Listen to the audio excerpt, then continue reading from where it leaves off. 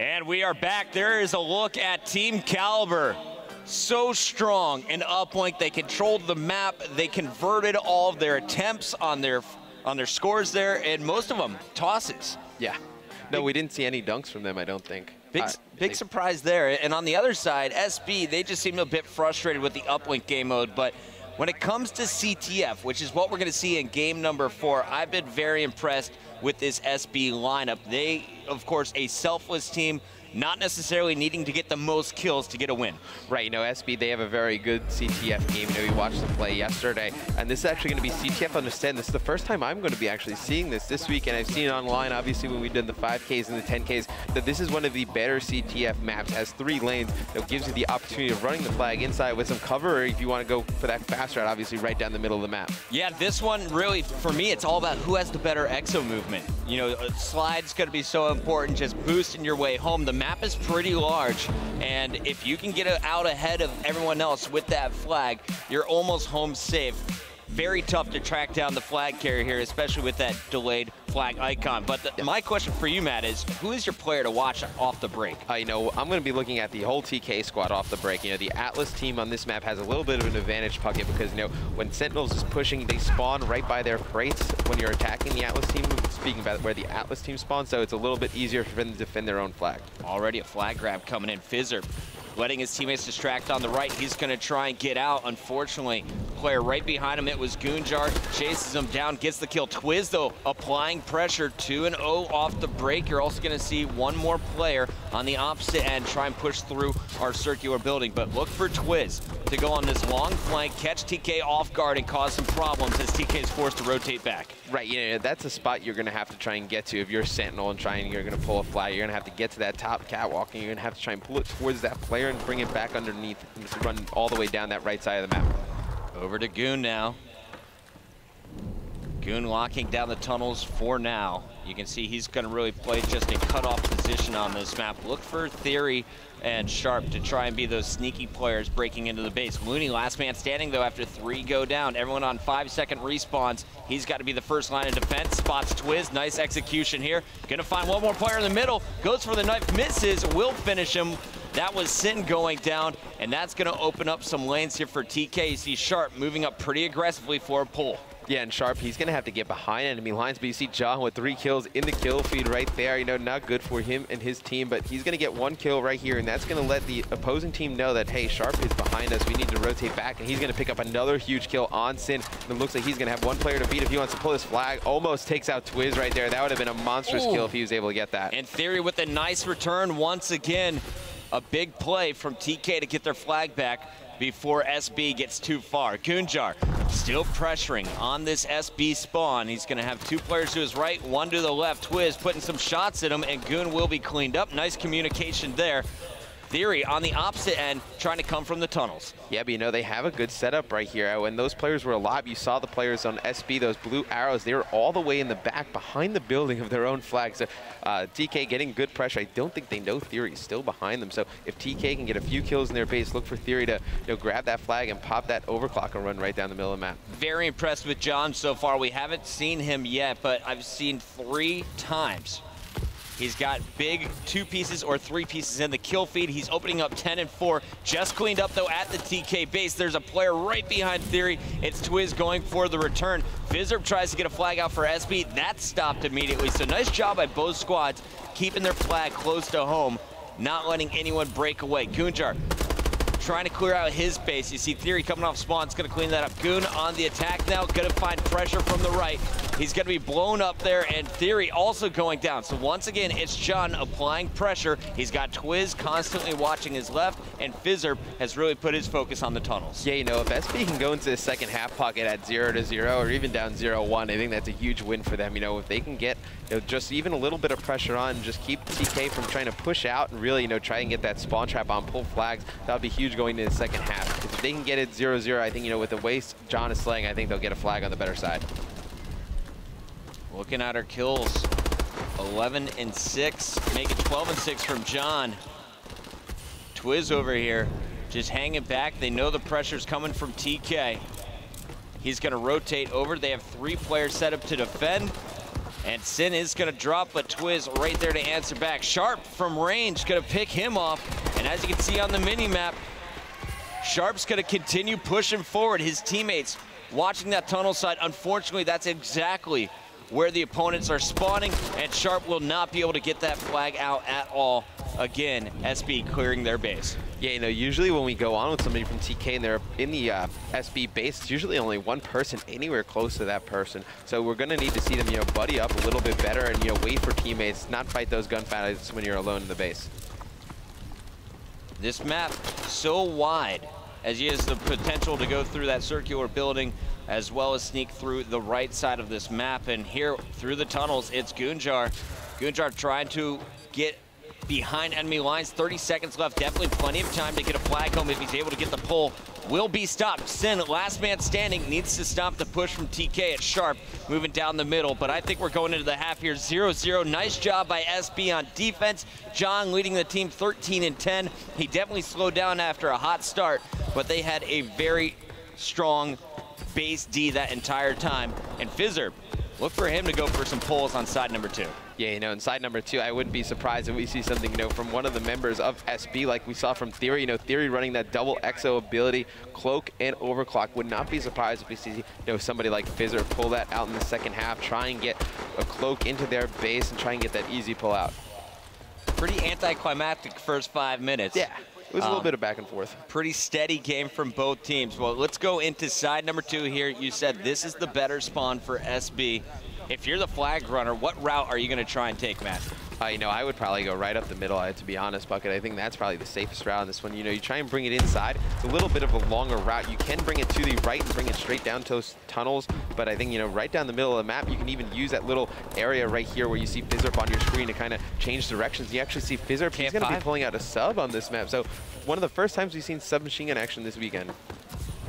He's got some rifling there, stock and grip on his sub. Trying to get a fast class here for CTF. And Fizzer gonna watch as John adds more to the kill feed, taking down Goon. Still 3 up though from TK. Fizzer, long range, trying to shoot at Sharp, not gonna happen. Twiz now on defense. Yeah, and you know, Twiz, he's going to be playing this base defense. It looks like he's going to have double grenades. I would like to actually see him running more perk heavy or maybe a double EXO class on CTF. I don't think frag grenades are really too useful on CTF. I think with the way the game is, maybe stuns would be a better option. Not going to disagree with you on that one. SB does get middle control once again. John going to find some action, calls it out. Gunjar going to get pinched here any moment, and John actually going for the kill himself will pick it up. 2 down, Sharp and Looney on D, and look at this blue arrow going for the pull.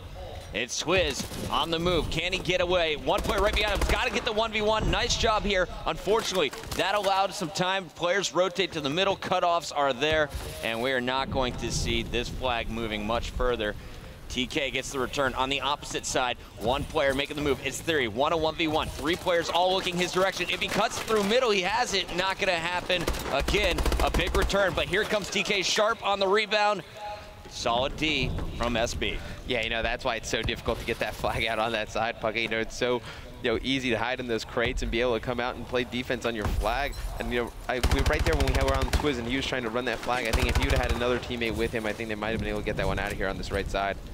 I was watching Fizzerp there on the mini-map. Very impressive route as he went down low and looped behind the opponents. Unfortunately, while he was doing that on the right side, Theory snuck through tunnels on the left. He's got to pull 1-on-1. Gonna run right past an opponent. Great cover fire from Sharp. Wow. Gunjar in the kill feed as well. TK trying to convert. Did that flag go back?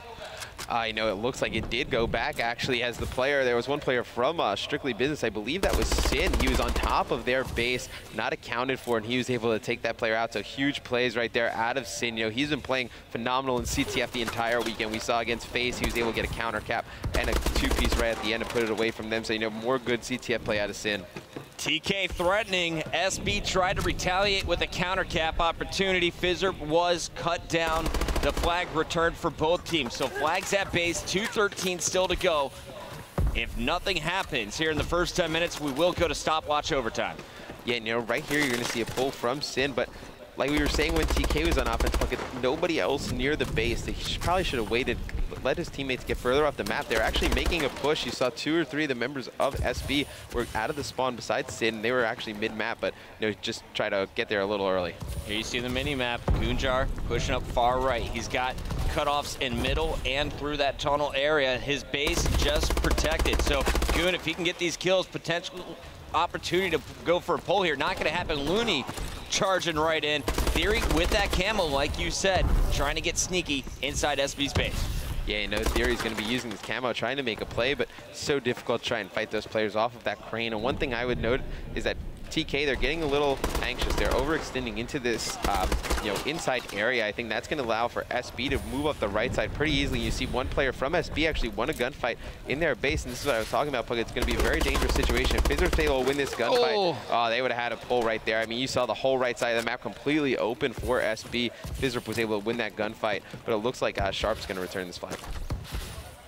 Sharp with a nice one-on-one back at the base. Meanwhile, his teammates holding down the middle control. Theory doing a very nice job of slaying in the last minute from what I've noticed. And there he's going for the 2-piece. Won't be able to pick it up. Calls it out to Looney, who's going to decide to go underground. And it looks like on the opposite side, Sharp trying to pinch in from the far right. Yeah, dangerous. It looks like SB opting to play all base defense right here. And usually, 30 seconds left. Try and do that, it ends up resulting like this. You see all 4 players are going to go down, and that's one thing we always talk about, Pucky. You can't turtle in CTF. If you turtle in CTF, bad things will happen. And right there, you see all the members of SB go down, and Looney has that overclock exo ability, and he's going to be able to put this flag in from the bad side. Huge play out of Looney. And that should do it. Looney celebrating back at the base. You can see the team getting fired up in the booth.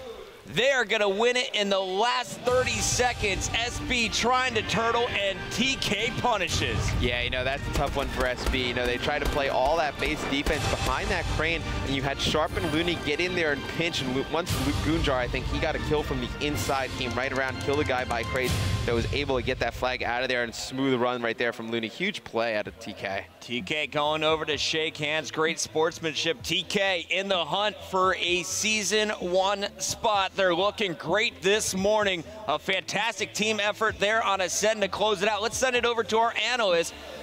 Ben, what do you think about that game, my friend?